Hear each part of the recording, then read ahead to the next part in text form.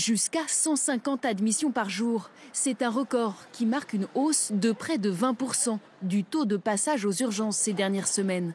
Pour la première fois depuis des années, l'hôpital de Gap a dû déclencher son plan blanc pour gérer l'hiver. L'impact de la grippe est quand même plus marquant, si bien qu'on s'adapte comme on sait faire, nous, urgentistes, mais que c'est compliqué puisque finalement, ça succède à des périodes récurrentes de fortes tensions. Donc les équipes sont fatiguées, certes, mais il y a une certaine solidarité que je souhaite souligner.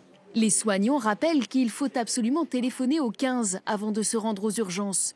Renouer avec les gestes barrières aussi. Vous avez pu mettre la machine pour respirer la nuit ? Dans ce service de pneumologie, les patients les plus fragiles sont isolés et protégés.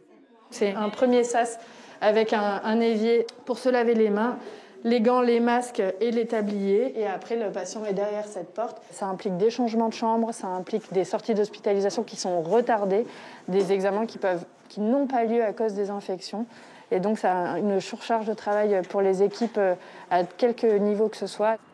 Entre épidémie et sport de montagne, l'hôpital de Gap renforce tous les ans ses capacités dès le mois de décembre.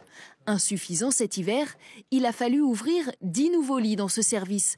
Un casse-tête pour toute l'organisation.